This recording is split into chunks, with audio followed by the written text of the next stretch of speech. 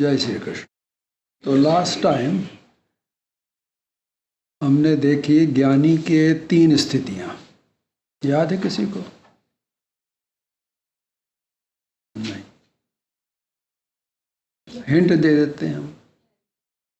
एक शब्द है आत्मरति, उसके आगे क्या आता है? आत्मतृप्ति, और अंत में क्या आता है?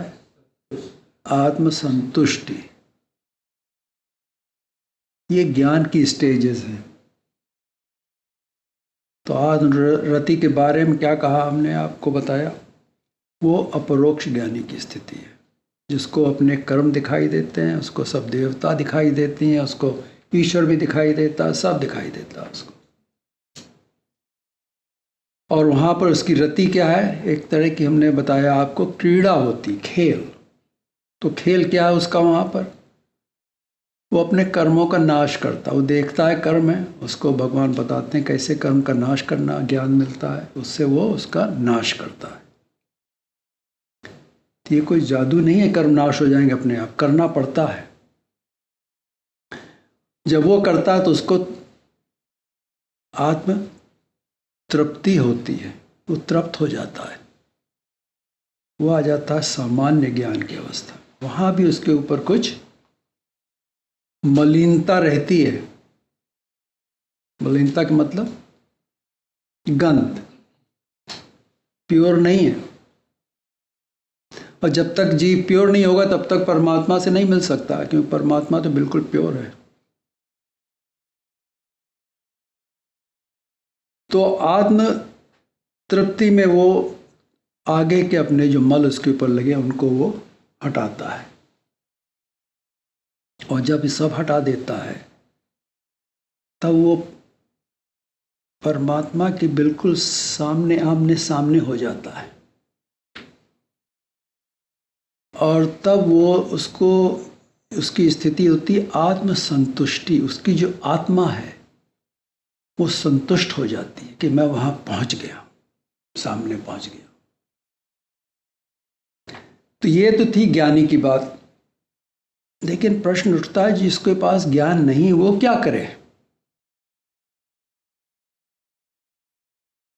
तो पिछली बार हमने श्लोक 19 में पढ़ा कि भगवान कृष्ण कहते हैं कि अर्जुन, मनुष्य को सतत लगातार कार्य कर्म आचरण करना चाहिए। ज्ञान पाने के लिए क्या करना है? कार्य कर्म करोति, कार्य कर्म करना चाहिए। कार्य कर्म वो कर्म है जो करने योग्य कर्म है। सभी कर्म करने योग्य नहीं होते हैं। अब कौन से कर्म करने योग्य नहीं है आपको अब तक पता होना चाहिए। जो इंद्रियों के विषयों के पीछे भागते हैं वो कर्म करने योग्य नहीं है। वो तो गंध में ले जाएंगे, गर्त में ले जाएंगे आपको। क्यों? क्योंकि वो इसलिए करते हैं लोग कर्म कि उनको प्रपंच की कोई चाहिए चीज़, पैसा चाहिए, द्रव्य चाहिए, है?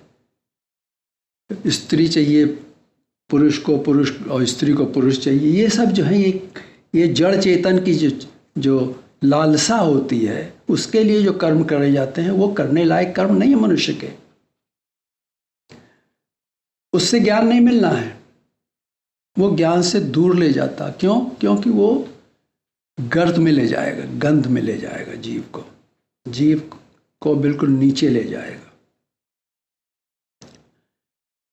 वो इसलिए क्योंकि जो जड़ चीज़ें हैं ये प्रपंच की हैं, और प्रपंच कभी एक सा रहता नहीं है। आपने कोई चीज़ देखी है जो हमेशा एक सी रहे?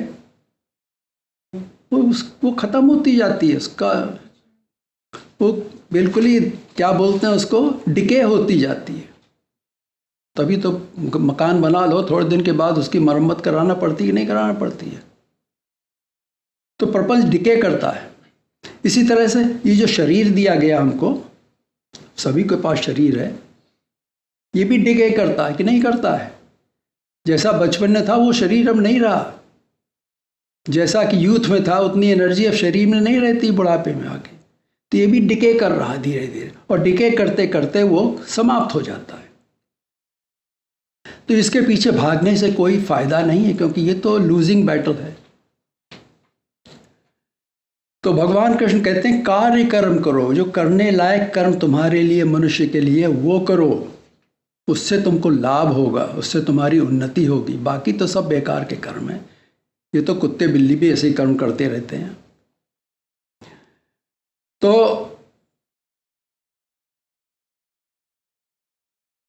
कार्य कर्म के लिए क्या कहेंगे हम? What should be done, not what you want to do, what should be done. लेकिन ये किस तरह से करो? कार्य कर्म के लिए भी भगवान ने कंडीशन लगा दी, सततम। सततम के मतलब लगातार, कॉन्स्टेंटली करते रहो, पूरे आजीवन करते रहो। ये नहीं कि अब आज अभी कर लिया कल नहीं करेंगे, कल कुछ और कर लेंगे, नहीं, उससे ज्ञान नहीं मिलना है। ज्ञान पाने के लिए सततम, सतत रूप से कार्य कर्म करना पड़ता है। और कैसे करो? आसक्त, आसक्त रहित होके करो। चपको मत किसी चीज से, कोई भी कर्म करो उससे चपको मत। लोग कर्म से क्यों चपकते हैं?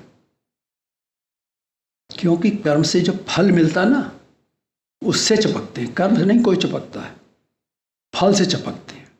कर्म करने में तो मेहनत करना पड़ती है, मेहनत कोई करना चाहेगा नहीं। जब वो कैरेट सामने लटक रही है, उसको पाने के लिए वो कुछ भी करने के लिए तैयार हो जाता है। तो किस लिए कर रहा? वो कर्म के फल के लिए कर रहा। वो अपने को बेवकूफ़ बना रहा है, कर्म के फल के लिए कर रहा है। कहता हम बड़े ज्ञानी बन गए, सब हो गए, कुछ नहीं। सततम करो, लगातार करो, और आसक्त, बिना आसक्ति के करो। ये बड़ी ऊंची चीज़ है, बिना आसक्ति करना। तो थोड़ा आगे जाके समझेंगे भी हम। बिना किसी लगाव के करो, अर्थात लगाव किससे होता है? विषयों से लगाव होता है। विषय का ध्यान न करते हुए, मन के अंदर विषय ना आए, विषय की वासना न बन जाए, इस तरह से कर्म करो। तो अर्जुन के लिए संकेत रूप से भगवान ने एक आदेश दिया कि कैसे तुमको कर्म करना है। यहां आसक्ति रहित इसलिए कहा क्योंकि मनुष्य को सभी कर्मों को एक न एक दिन छोड़ना पड़ता है। समझ रहे हैं आप? एक न एक दिन छोड़ना ही पड़ेगा। ये जो शरीर उसको मिला, ये भी कर्म का फल है कि नहीं है? इसको भी एक दिन छोड़ना ही पड़ेगा, वेदर यू लाइक इट और नॉट, इसको छोड़ना पड़ेगा। तो इससे भी मत चपको। ज्ञान कहता है कि इस शरीर से भी अपने को मत चपकाओ, क्योंकि जाने वाला है एक दिन। ये कार्य कर्म कैसे करते हैं? वर्ण के अनुसार करो। भगवान कृष्ण कहते हैं चातुर्वर्ण्यम मया सृष्टम गुण कर्म विभागशः। क्योंकि ये हम अपने साथ लेकर के आए हैं। जो वर्ण है हमारा पैदाइशी वर्ण है, वो साथ में आया, कर्मों से बना हमारा वर्ण। क्यों? क्योंकि ये वर्ण कैसे बना? गुण कर्म विभाग। अब गुण कर्म विभाग कैसे समझेंगे आप? जो भी कर्म करते हैं हम, तो ये चार वर्ण कौन से हैं? ब्राह्मण, क्षत्रिय, वैश्य, शूद्र। तो ये कैसे वर्णों के अनुसार, वर्ण गुण कर्म के विभाग से कैसे बनते हैं? जब हम कोई भी कर्म करते हैं तो वो बाय डिजाइन तीन गुणों में से किसी में विभाजित कर दिया जाता है। तो कर्म विभाग कर दिया, किसमें विभाजित कर दिया गया? One of the three gunas. तो इस तरह से गुण कर्म विभाग से क्या बनता है? वर्ण बनता है हमारा। तो जब हम कर्म करते हैं वो it is assigned to one of the 3 गुणास। जहां कर्म हुआ assigned to one of the 3 गुणास। हमको नहीं पता होता क्या हो रहा है, ये सब अव्यक्त है, सब दिखाई नहीं देता है, होता रहता है बैकग्राउंड में। तो प्रकृति जो त्रिगुणात्मक है उसमें 3 विभाग हैं, सतोगुण, रजोगुण, तमोगुण। तो जो भी कुछ जीव करता है वो इन 3 में से एक में चला जाता है, असाइन कर दिया जाता है। इसने ये काम किया, ये सतोगुणी काम है, इसको सतोगुण में डाल दो। ये किया रजोगुणी, ये रजोगुण में डाल दो। ये तमोगुणी इसलिए किया, तमोगुण में डाल दो उसको। तो उसके लिए करे कर्म जीव को बंधन में डालते हैं, क्योंकि जब इस तरह से कर्म किए तो उसका फल तो मिलेगा ही। सतोगुणी का सतोगुण फल मिलेगा, रजोगुणी का रजोगुण फल मिलेगा, तमोगुणी का तमोगुण, वो भोगने आना ही पड़ेगा। ये बंधन है। हमने ये भी पढ़ा कि हमको अनासक्त भाव से कार्य कर्म करते रहना चाहिए, है कि नहीं? और उचित समय पर उसका त्याग कर देना चाहिए, ठीक समय पर, डोंट वेट। इसका उदाहरण महाभारत में आता है कि जब परीक्षित का राज्याभिषेक होने जा रहा तो उसके लिए युधिष्ठिर पीछे रह गए थे, क्योंकि युधिष्ठिर राजा थे तो उनको ट्रांसफर ऑफ पावर करना थी। तो वो जब पीछे रह गए तो वो कलयुग आ चुका था उस टाइम पर। बाकी सब तो निकल गए द्वापर में, लेकिन वो युधिष्ठिर को रहना पड़ा। उसके लिए वो कलयुग में उनको थोड़े दिन रहना पड़ा। तो जब वो स्वर्ग में गए तो उनको नरक के दर्शन करते हुए जाना पड़ा। समझ रहे हैं आप? तो कोई बचता नहीं इससे, चाहे युधिष्ठिर हो चाहे कोई भी हो। तो उसका त्याग करना चाहिए, कायदे से उसको निकल जाना चाहिए था। जहां द्वापर का अंत हुआ निकल जाओ, कलयुग में नहीं। लेकिन उसको रुकना पड़ा। राजा होने के कारण उसको नरक देखने पड़े। तभी कहा जाता है शास्त्र में कि राजा नरक भोगता है बाद में जाकर के। तो यहां पर 4 आश्रम आ गए, ब्रह्मचर्य, गृहस्थ, वानप्रस्थ और सन्यास। तो ये जो सनातन धर्म है ये वर्ण आश्रम धर्म है। 4 वर्ण और इसमें 4 आश्रम होते हैं। अब अगर कुछ लोग तो पैदा ही सन्यासी होते हैं कि नहीं होते हैं, जैसे सुखदेव मुनि थे तो सन्यासी बन के पैदा हुए। लेकिन ज़्यादातर सब बचपन से होते हैं, फिर तरुणावस्था में जाते हैं, फिर गृहस्थ जाते हैं, फिर धीरे धीरे चलते हैं। ज़्यादातर सब ऐसे ही होते हैं। तो एक के बाद दूसरे को छोड़ना पड़ता है, तब दूसरे में प्रवेश कर सकते हो। समझ रहे हैं? तो जो ब्रह्मचारी का मतलब होता है जो ब्रह्म की चर्या करता है। समझ रहे हैं? ब्रह्म कहते हैं वेद को। जो वेद पढ़ता है, वेद की चर्या करता है, आचरण करता है, वो ब्रह्मचारी कहलाता है। और उसको करने के लिए शारीरिक ब्रह्मचर्य भी आवश्यक होता है, नहीं तो नहीं कर पाएगा।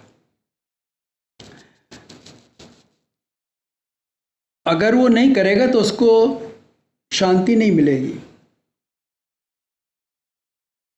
तो जब सन्यास के आश्रम में पहुंचते हैं तो मन को शांति होना चाहिए, उसमें शांति मिलती है। क्यों? क्योंकि सन्यास शब्द का मतलब होता है पूरी तरह से सबका न्यास, सब छोड़ देना, सब पीछे छोड़ देना और आगे निकल जाना। जब सब पीछे छोड़ दिया तो शांति तो होगी कि नहीं होगी? क्योंकि अशांति कब होती है? जब संसार के अंदर आप जूझते रहते हो तो मन में शांति नहीं रहती है। लेकिन जब संसार की सब वस्तुएं छोड़ दी, उनसे अलग कर लिया अपने को, छोड़ने का मतलब ये नहीं कि छोड़ दी, अपने को अलग कर लिया उनसे, तो मन की स्थिति कैसी हो गई? मन के अंदर शांति आ जाएगी। बिना उसके शांति नहीं आने वाली मन के अंदर। तो यहाँ शांति का अर्थ है ईश्वर स्मरण। सन्यासी क्या करता है? उस परमात्मा को याद करता है। और शांति कहाँ है?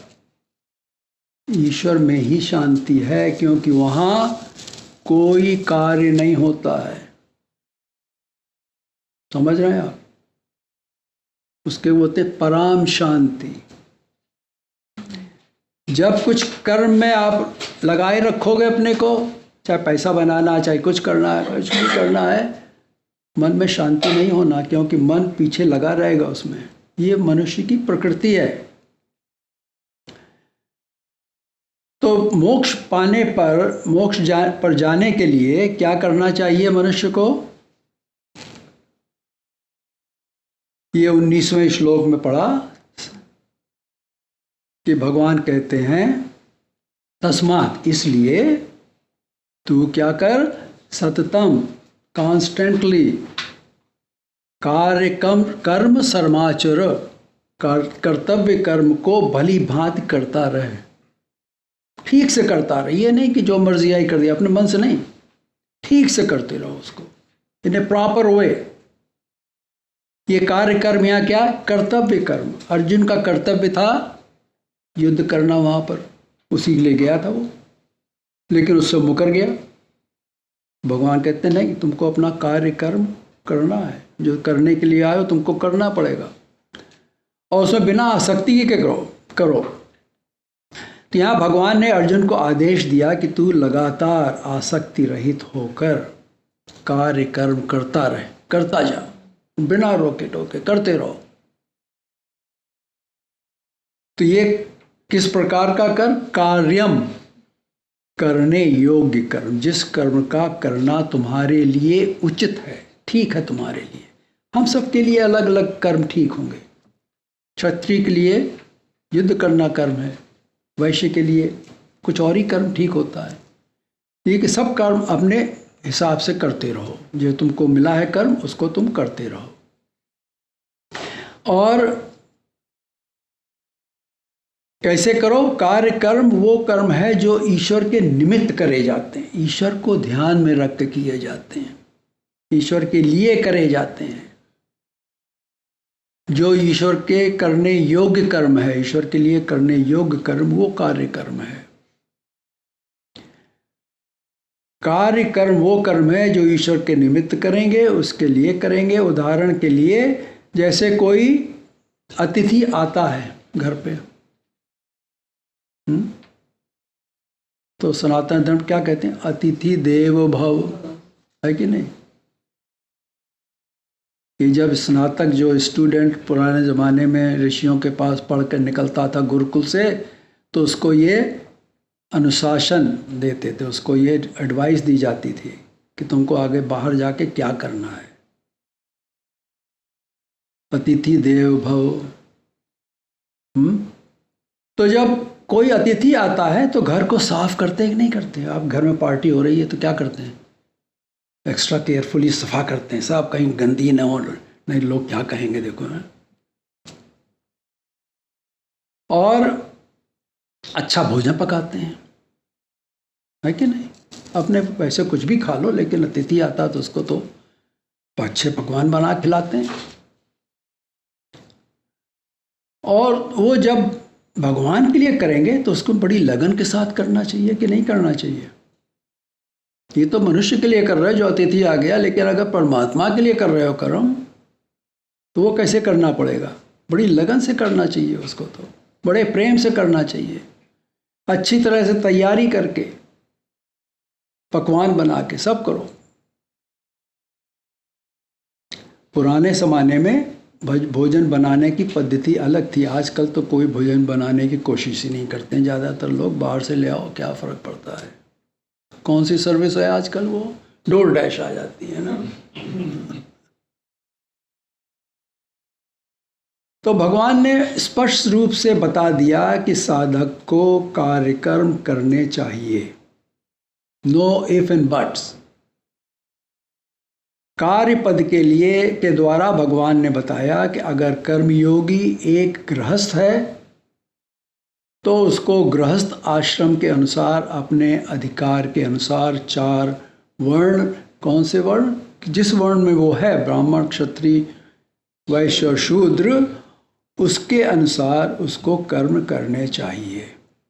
तो ये नहीं कि ब्राह्मण है तो क्षत्रिय काम करने, ब्राह्मण क्षत्रिय काम नहीं कर सकता है, उसके अंदर शारीरिक बल ही नहीं होगा इतना।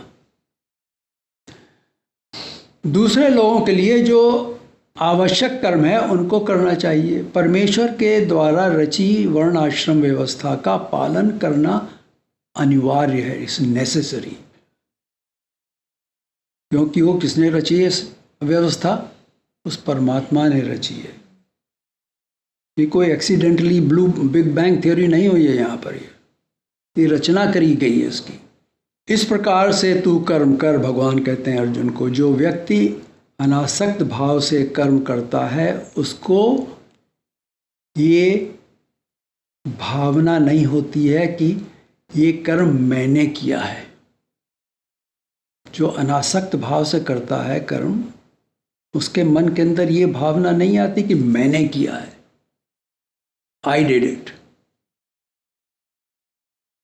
अगर ये आ गया तो अनासक्त भाव नहीं है, आसक्ति आ गई फिर तो उसके अंदर। जैसे माँ बाप अधिकतर ये कहते हैं कि बेटा बेटी को मैंने बनाया है, मैंने देखो कितना बना दिया उसको हमने, पढ़ा लिखा क्या बना दिया। लेकिन अगर संतान नहीं करना चाहती तो माँ बाप कुछ भी कर लें, कितना भी सर पटक लें, वो नहीं करेंगे। तो यहाँ भगवान कहते हैं तो कर्म में आसक्ति मत दिखा, पर कर्म लगातार करता रहे, उसमें बिना चूक करते रहो कर्म अपना। जो तुम्हारे लिए विहित कर्म है वो तुम करते रहो। प्रत्येक कर्म करते समय मन को पर ब्रह्म परमेश्वर में ही लगाए रखो, तल्लीनता से लगाए रखो। तल्लीनता मतलब स्टेडफास्ट लगाए रखो उसमें।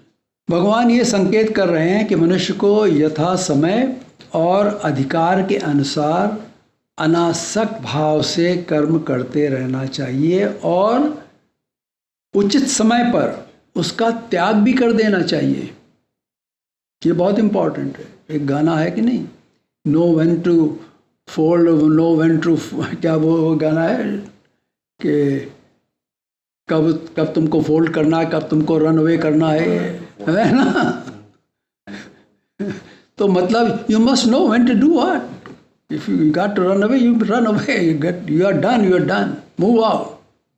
इसलिए कर्म में अनासक्त भाव का बड़ा महत्व है, क्योंकि कर्म में आसक्ति होने से उसका समय पर त्याग करना बहुत ही कठिन होगा। समझ गया? त्याग तो करना पड़ेगा, लेकिन अगर आसक्त हो गए, चपक गए उसमें, तो बड़ा मुश्किल होगा। इसके लिए हमने अभी आपको पहले बताया कि शरीर छोड़ना पड़ेगा ना, उससे चपक गए तो अंत में कष्ट होते हैं। गृहस्थ आश्रम का त्याग करने पर भी समय और अधिकार के अनुसार कुछ कर्म करने ही पड़ते हैं। जीव को अपरोक्ष ज्ञान की पूर्ण अवस्था तक कर्मों से छुटकारा नहीं मिलता है। जब तक उसको, ये कौन सा स्थिति बताई थी आपको अपरोक्ष ज्ञान की? आत्मरति, तब तक छुटकारा नहीं, उसके बाद छुटकारा मिलता है। जब आत्म तृप्ति होती तब कर्मों से छुटकारा मिलता है। इसलिए कर्म करते हुए भगवान का वचन है, कार्य कर्म समाचार सदैव ध्यान में रखने से कल्याण का मार्ग सुलभ होगा, आसान हो जाएगा।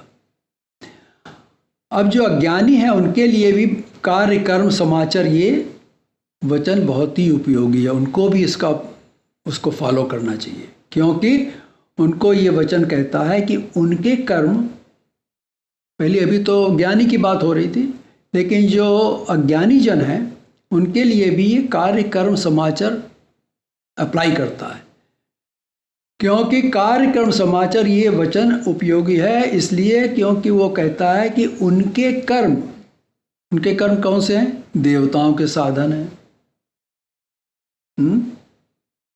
जो अज्ञानी है वो देवताओं के साधन में लगे रहते हैं।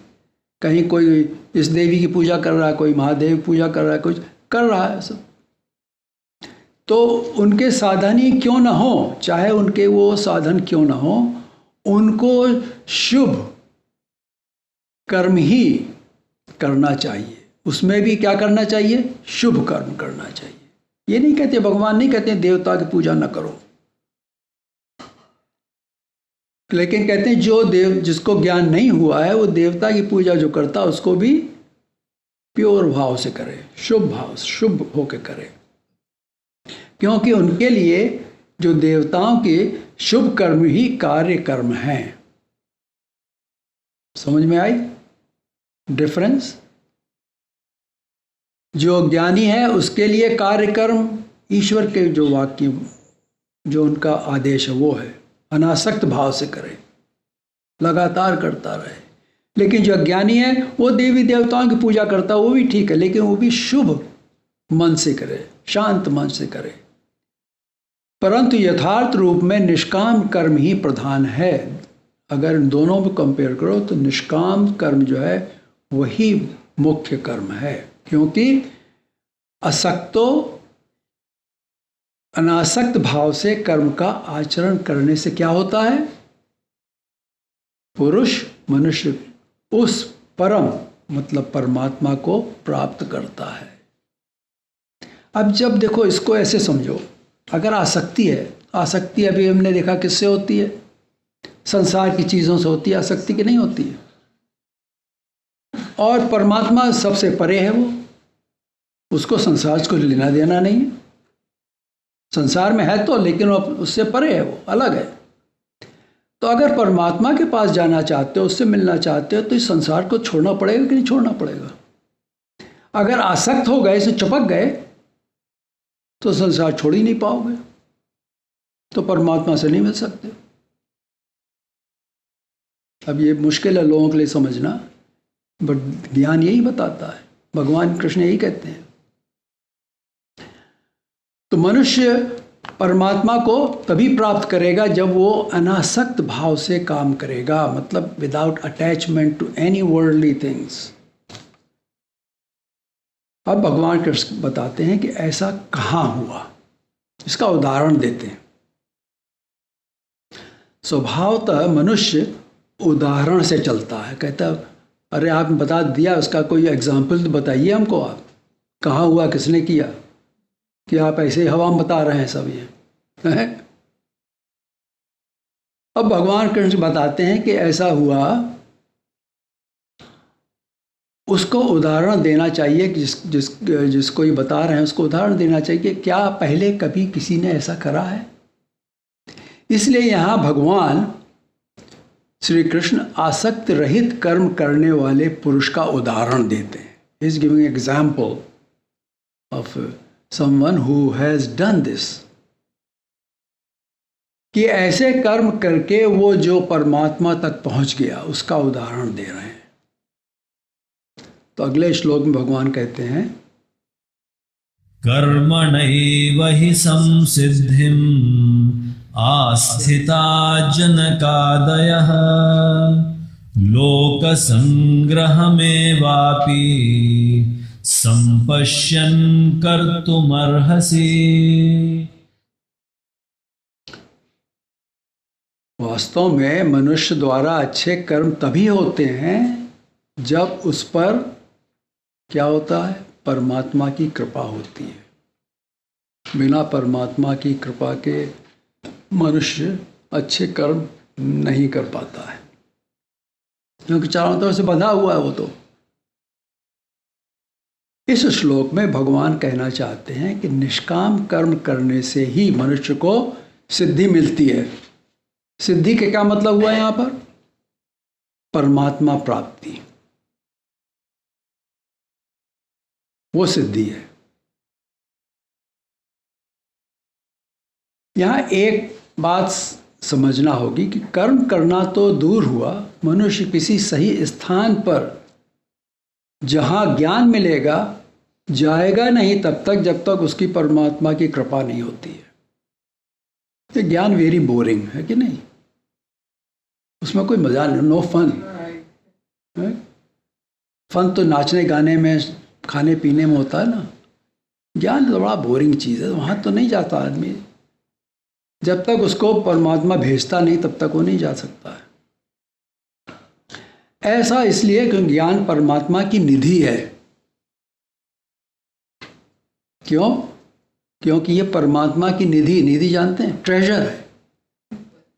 ज्ञान परमात्मा की निधि है, ये उसी से मिलता है, कोई दूसरा नहीं दे सकता इसको। जिसकी निधि है वही तो दे सकता है उसको, कि नहीं? ये पुष्टि मार्ग में है, बताते हैं। यहाँ कहते हैं कि परमात्मा हमको पहले पुष्ट करता है। पुष्ट के मतलब पक्का करता है हमको। जिस पर उसकी कृपा होती है उसी को परमात्मा कहते हैं कि तू भक्ति कर। उसको इंस्टिगेट करते हैं, उसको कहते हैं जाओ कर, ये कर, ये काम कर। पुष्टि मार्ग में ही ये श्लोक है, मूकम करोति वाचालम पंगुम लंघयते गिरिम यत् कृपा तमहम वंदे परमानंद माधव। ये पुष्टि मार्ग का श्लोक है। इसमें कहते हैं यत् कृपा, जिसके ऊपर उसकी कृपा होती है, किसकी? उस परमात्मा की। तमहम वंदे परमानंद माधव, उस माधव की जो कृपा होती है,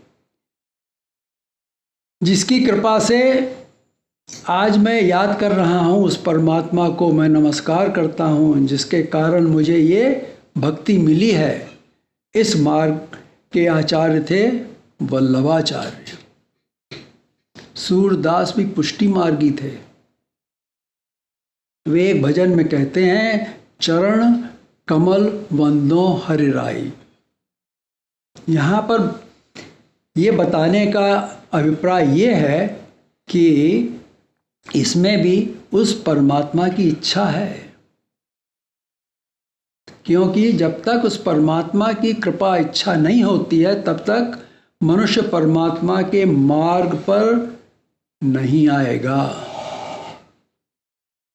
आ ही नहीं सकता है।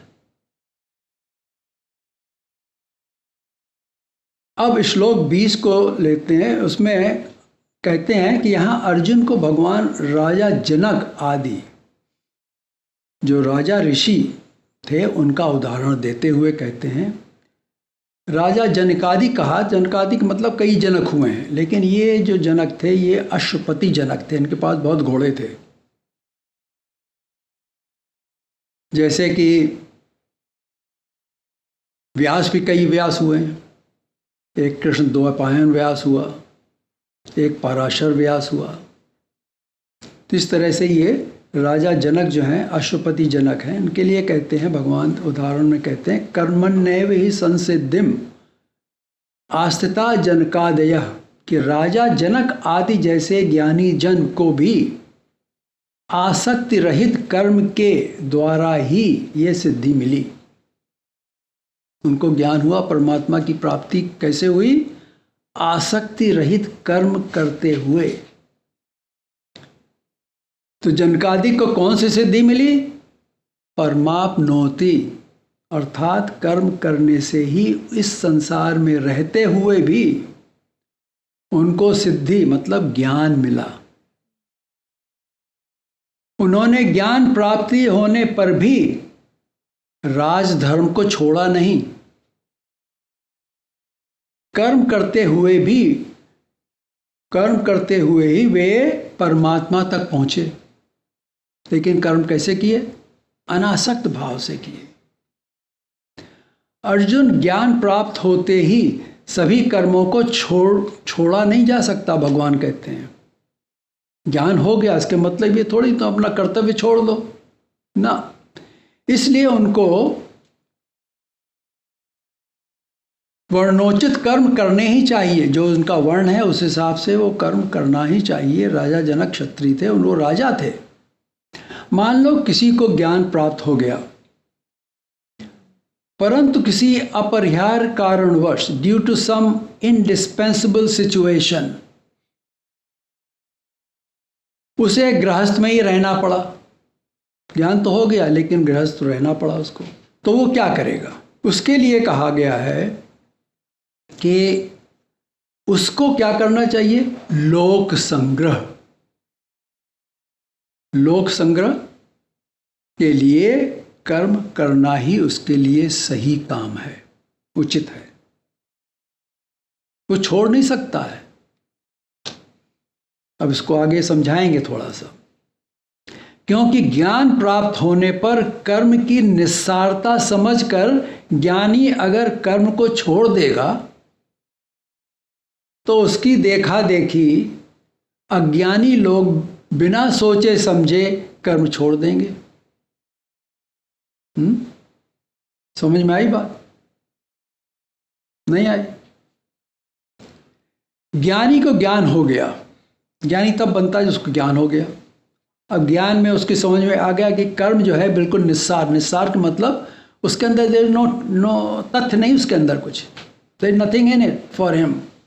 ये कर्म है लेकिन उसके लिए कुछ नहीं इसमें, there nothing beneficial for him, तो उसको छोड़ दे।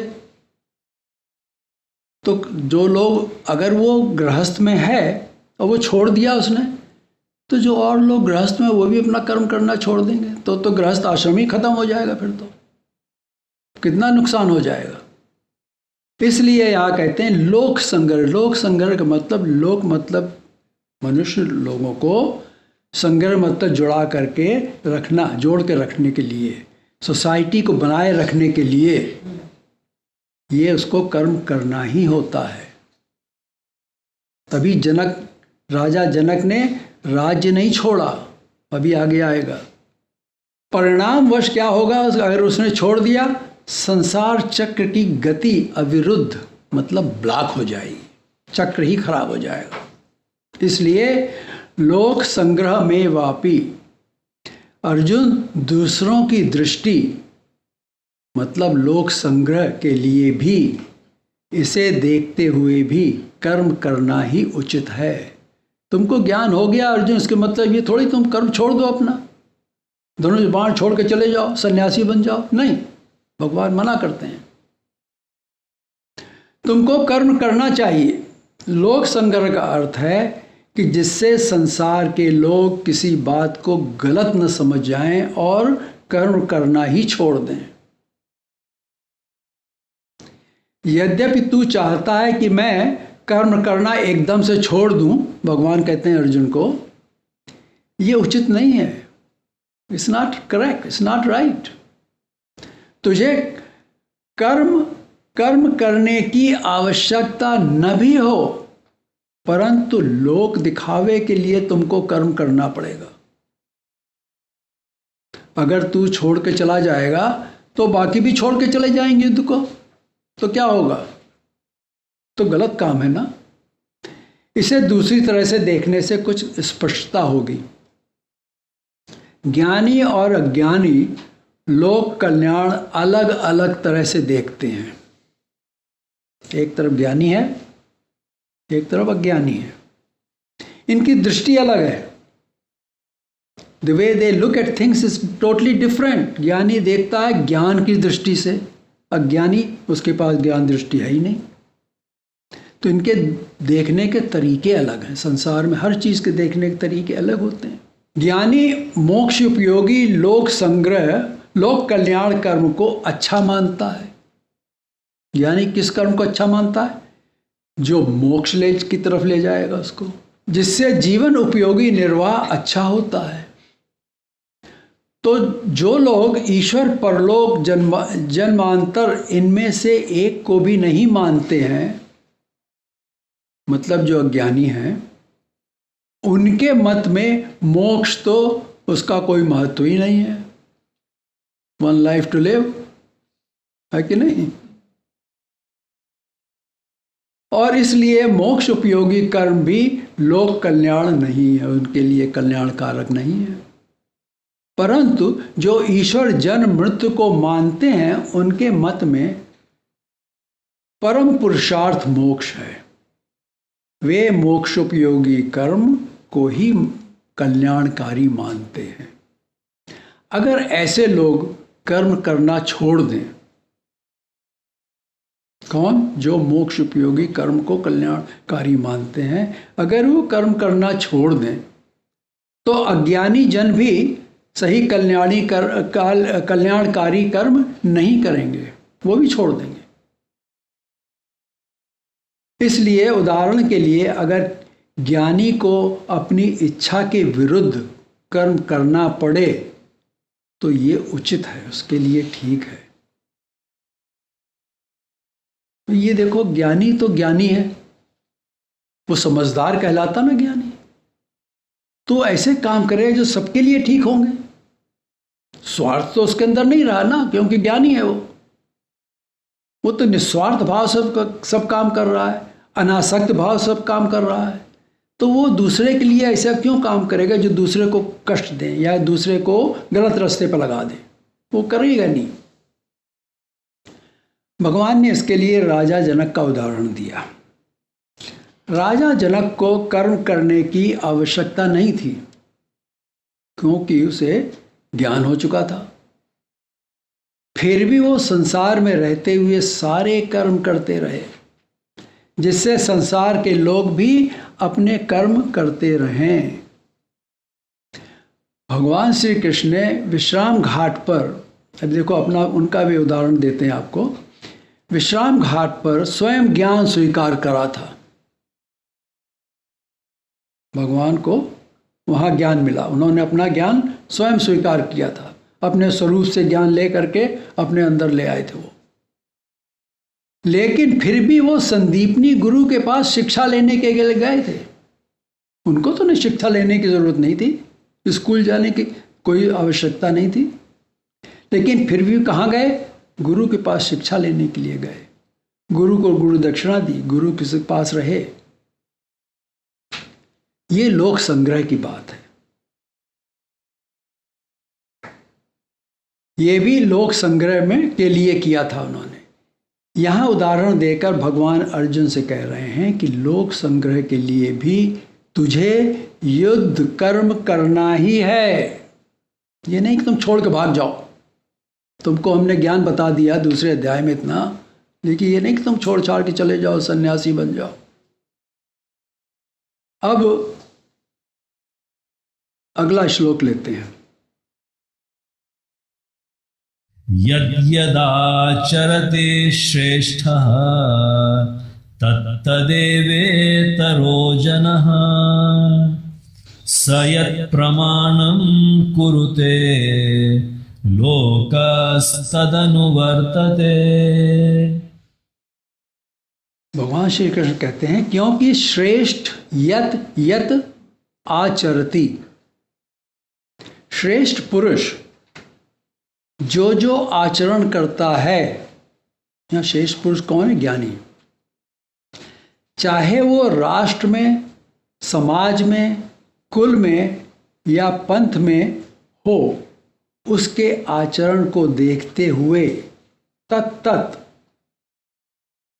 एव इतर जन, अन्य लोग भी उसका ही अनुकरण करते हैं। We always look up to our elders, our wise men, don't we? Try to copy them, try to follow their example, right? यही भगवान यही कह रहे हैं। वो पुरुष जो प्रमाण मानता है, जिससे वो प्रमाण कर देता है, he sets the bar, he sets the example, उसी के अनुसार समस्त मनुष्य समुदाय, सभी लोग समाज के अंदर वर्तते, उसमें लग जाते हैं, वही करते हैं। अब देखो यहाँ पर भारत में देखो, गांधी जी को ले लो। गांधी जी ने कुछ करके दिखाया कि नहीं दिखाया? तो लोग उनका अनुकरण करते कि नहीं करते? जो महापुरुष हुए उनका अनुकरण सभी लोग करते हैं। तो यह भगवान यही कह रहे हैं अर्जुन को। इसलिए किसी भी धर्म में जो बड़ा बनता है उसको स्वयं नियम के अनुसार रहना होगा। ये नहीं कि उसके लिए कोई नियम नहीं है। कोई बड़ा बन गया, आजकल क्या हो रहा है दुनिया में, यही तो हो रहा है, बड़े बड़े मिनिस्टर बन गए, उनके कहते हमारे लिए कोई नियम नहीं, नियम दूसरे लोगों के लिए है सब, है कि नहीं? नहीं, ये रिस्पॉन्सिबिलिटी के संग तुमको तुम्हारे लिए रूल्स भी हैं, रूल्स फॉलो करना पड़ेंगे, उसको अपने ऊपर अंकुश लगाना पड़ेगा। न भी करना चाहे तब भी उसको करना पड़ेगा। कुछ बातें अगर वो करना भी चाहे तब भी वो कर नहीं पाएगा। कुछ करना चाहे वो नहीं कर सकता है, और जो न करना चाहे वो उसको करना पड़ेगा। इसलिए हिंदू धर्म में एक बड़ी बात मानी गई है कि जब तक कोई 45 वर्ष का न हो जाए तब तक उसकी बात को गंभीरता से नहीं लेना चाहिए। मैं नहीं कह रहा हूं,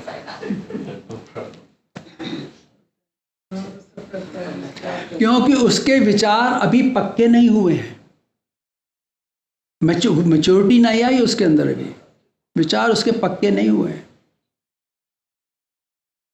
तो गांधी जी इसका उदाहरण है। देखिए, गांधी जी ने ये पहले अंग्रेज़ों के पक्ष में थे, क्योंकि वो वहीं पढ़े, उसी पद्धति में पढ़े लिखे थे।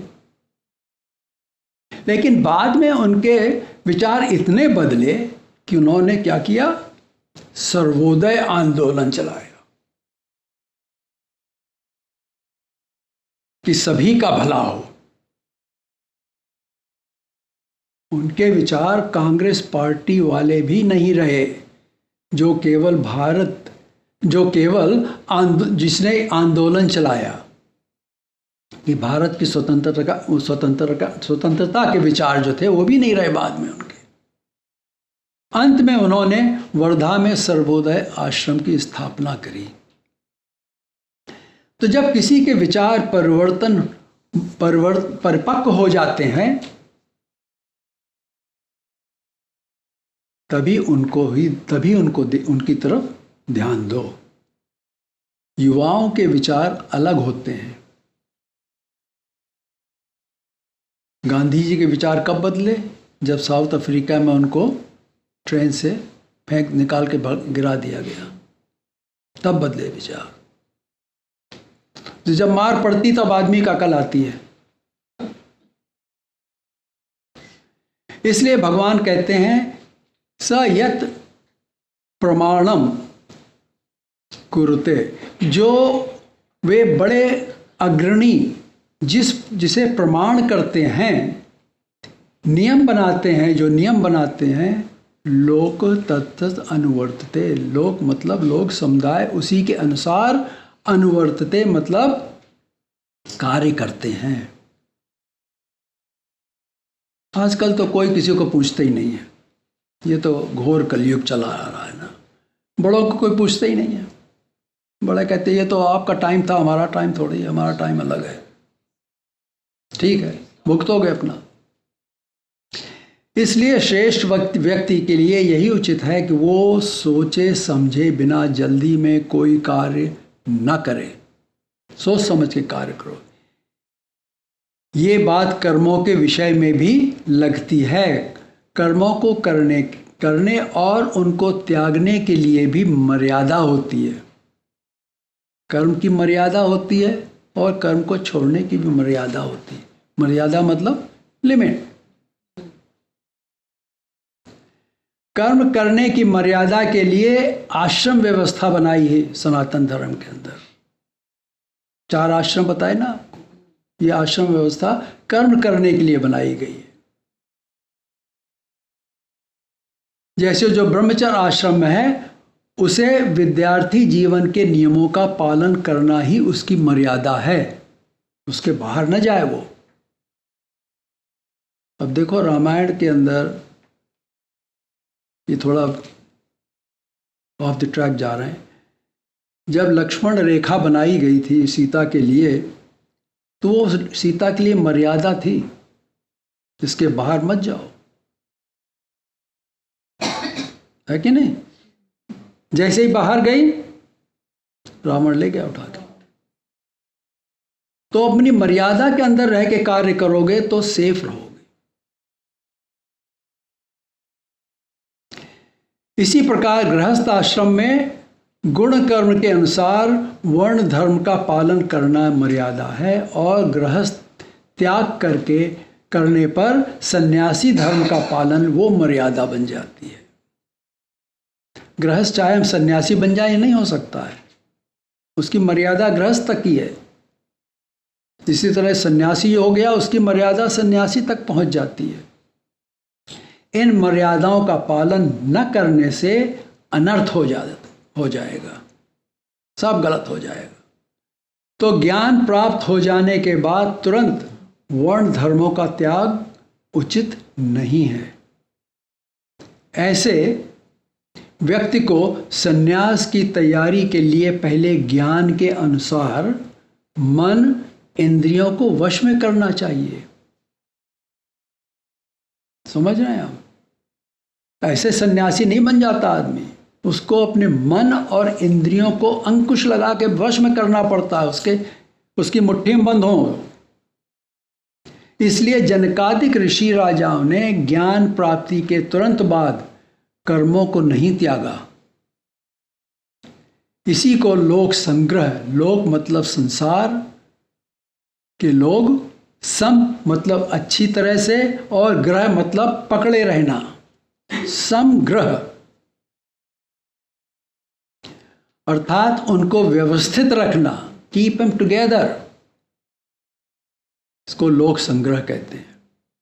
इसी तरह से हर परिवार के अंदर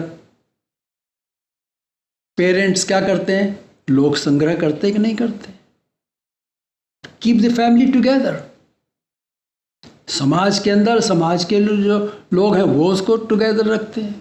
धर्म के अंदर धर्म के श्रेष्ठ लोग वो धर्म को टुगेदर रखते हैं कि नहीं रखते हैं? ये उनका कार्य है, उनका कर्म है, ये उनको करना चाहिए, करना पड़ेगा, नहीं तो सब गलत हो जाएगा।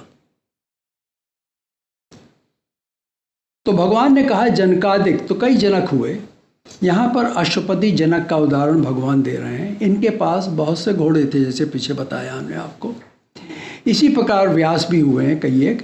इन राजा जनक ने ज्ञान पाने के लिए राजा होते हुए भी अपना राज एक रैक को दे दिया। रैक जानते हैं किसको कहते हैं? गाड़ी वाला, बैलगाड़ी चलाता था। ये रैक की एक गाड़ी वाला था उनके राज्य में। वो अपनी गाड़ी के नीचे ही रहता था, वहीं सो जाता था, वहीं रहता था, खाता पीता था। उसके पास कोई संपत्ति नहीं थी, बस वही गाड़ी थी, उससे काम करता था, रहता था। पर उसे ब्रह्म ज्ञान था। समझ रहे हैं आप? तो ये ब्रह्म ज्ञानी के मतलब ये नहीं कि उसके 50 शिष्य हो तो वो बड़े बड़े ताजी घूम रहा अपने सिंहासन में बैठा, नहीं। राजा ने अपने दूतों को उसे ढूंढने के लिए भेजा, ढूंढ के लाओ कहाँ है वो। उन्होंने आकर बताया, दूतों ने कहा कि वो अपनी बैलगाड़ी के नीचे रहता है। तो राजा जनक उसके पास उससे ज्ञान पाने के लिए जाते हैं। उसको सुनिए ठीक से जरा। वे रैक के लिए भेंट ले जाते हैं, प्रेजेंस ले जाते हैं। रैक कहता है कि तू राजा है, पर मुझे तू क्या व्यापारी समझता है? You think I am businessman? मुझे तेरे सामान की किससे क्या लेना देना? तुम हमारे लिए गिफ्ट लेकर के आए हो, तो क्या तुम समझते हो बिजनेसमैन है? तू मेरे इस मूल्यवान ज्ञान को खरीदना चाहता है। अंत में राजा जनक ने रैक्य को राज दे करके उस रैक्य से कहा कि रैक्य को ज्ञान दे, उसको अपना राज्य दे करके अपने बराबर बना लिया राजा जनक ने। तो रैक्य क्या कहता राजा जनक से? कहता ठीक है, तुमने ये दिया, लेकिन राज्य चलाओगे तुम ही। राज्य तो हमको दे दिया तुमने, लेकिन राज्य तुम ही चलाओगे। वो तो सन्यासी, उसको राज्य चलाने से क्या मतलब है? तो जो चलाना जानता है राज्य को, उसी से राज चलवाया जाएगा। समझ रहे हैं आप? कोई सन्यासी कहे जाकर के हम बड़ी बिजनेस खोल देंगे, सीईओ बन जाएंगे, उसके बूते का नहीं है ये सब। ना वो सन्यासी रहेगा, ना सीईओ रहेगा, ना इधर का ना उधर का। तो रैक्य ने राजा जनक से कहा कि तुम राज्य चलाओ। इससे राजा ने रैक्य को मान्यता दी। जैसे राजा जनक ज्ञानी बनते हैं वैसे, परंतु रहते क्या है? राजा ही। तो यहाँ पर ज्ञानी होने के बाद भी उन्होंने अपने कर्तव्य को नहीं छोड़ा। किस लिए? लोक संग्रह के लिए, जिससे कि राज्य तितर बितर न हो जाए।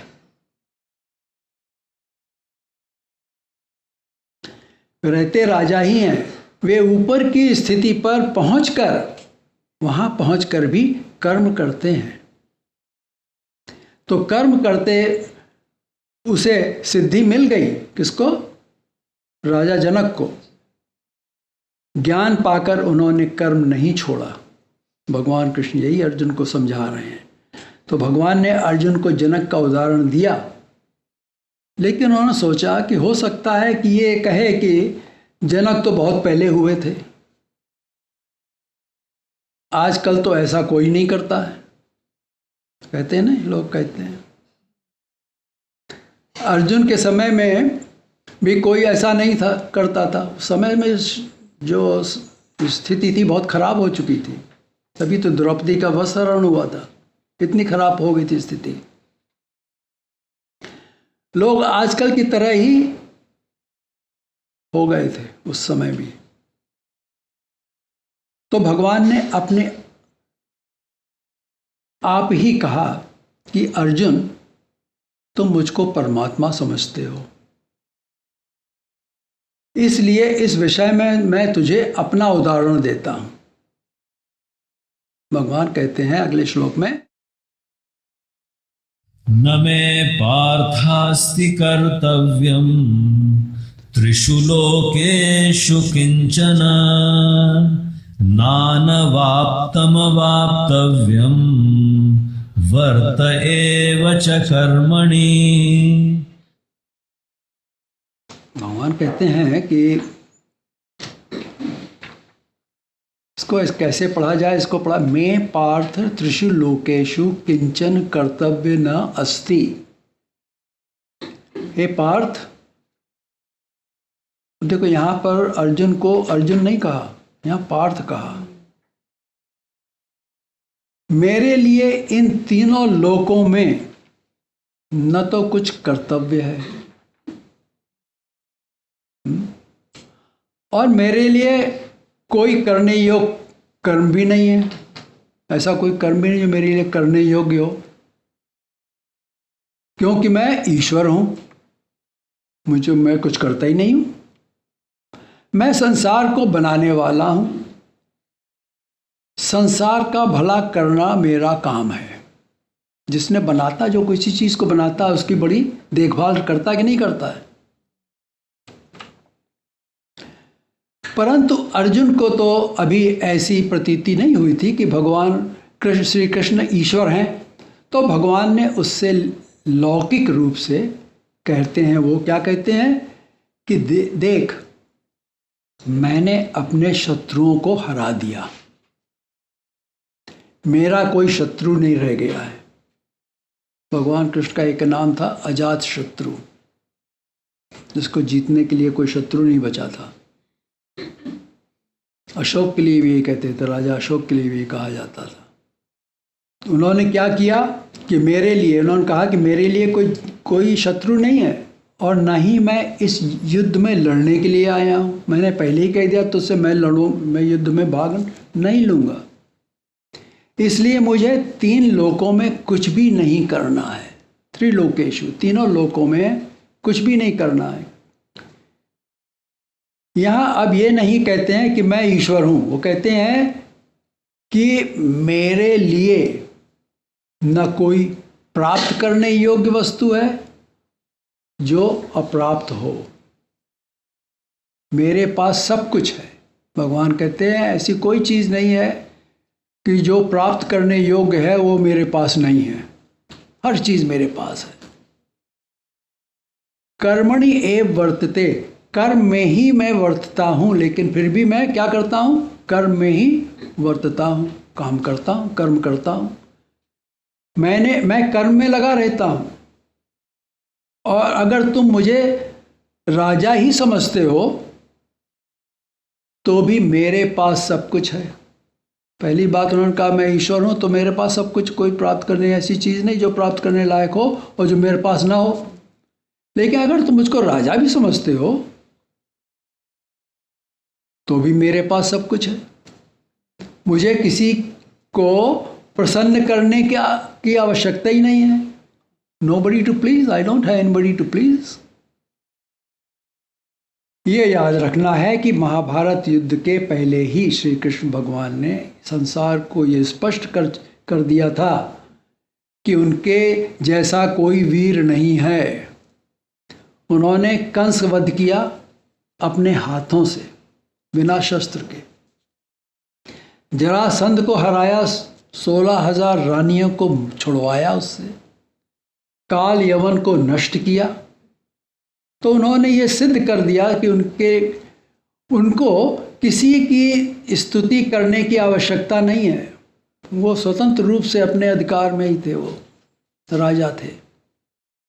भगवान ने पहले अश्वपति जनक का उदाहरण दिया कि उसने ज्ञान होने के बाद भी कार्य कर्म करना नहीं छोड़ा, और बाद में इसी विषय पर अपना उदाहरण दिया कि मुझे कुछ करने की आवश्यकता नहीं है, फिर भी मैं कर्म करता हूँ।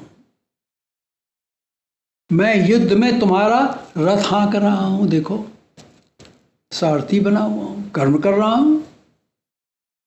भगवान ने यहाँ अपना उदाहरण क्यों दिया? इसके लिए भगवान श्री चक्रधर जी का सूत्र है, आप्ताचे वाक्य लागे।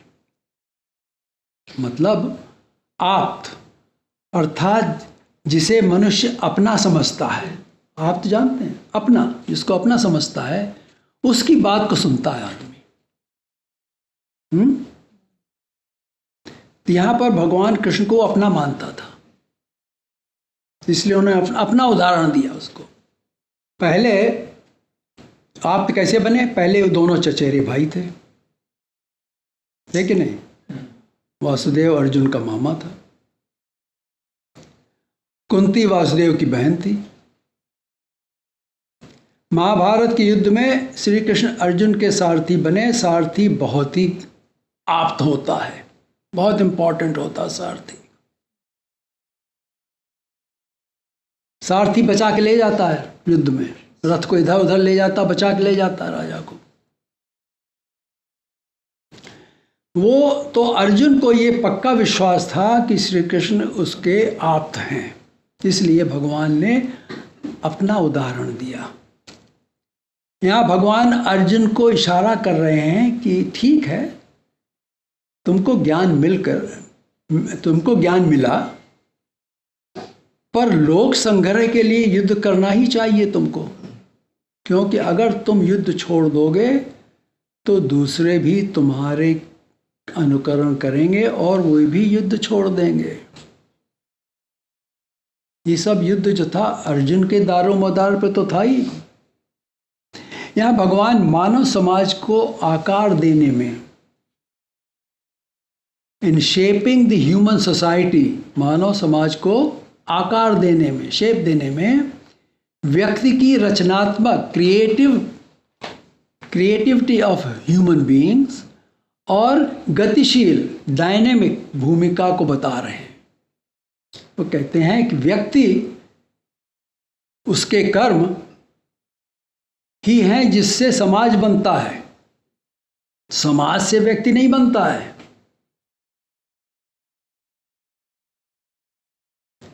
ये व्यक्ति के सामूहिक कर्म है जिससे समाज बनता है। समाज उसी ऊंचाई तक पहुंच सकता है जिसे उसमें शामिल व्यक्ति अपने कर्मों के अनुसार निर्धारित करते हैं। समझ रहे हैं आप? वही समाज नहीं बनेगा। तो आगे भगवान बताते हैं कि उनके पास सब कुछ है और उनके लिए संसार में कोई कर्म अनुष्ठान नहीं है, फिर भी वे कर्म क्यों करते हैं। चलिए अगला श्लोक लेते हैं। यदि हम न वर्तेयं जातु कर्मण्यतन्द्रितः मम वर्त्मानुवर्तन्ते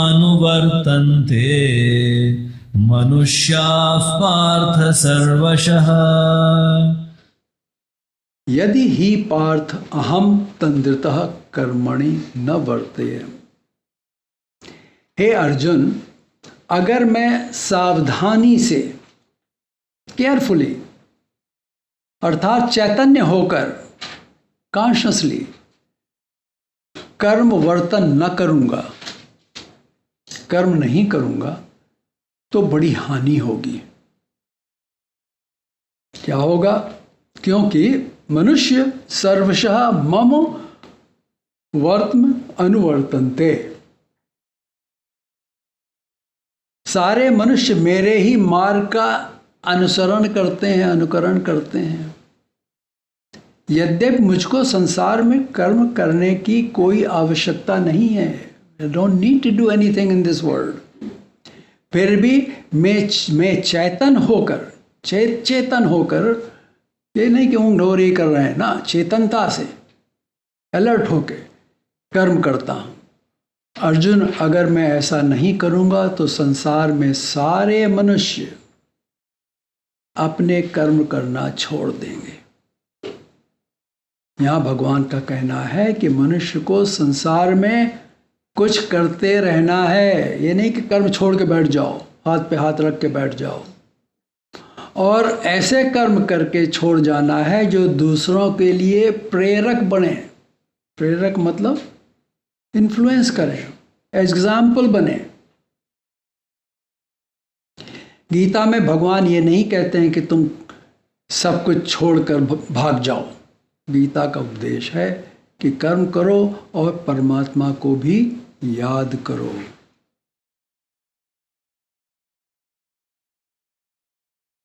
अब अगला श्लोक अगली बार लेंगे कि इसमें भगवान बताते हैं कि अगर वो कर्म नहीं करें उसका क्या परिणाम होगा। ठीक है। जय श्री कृष्ण।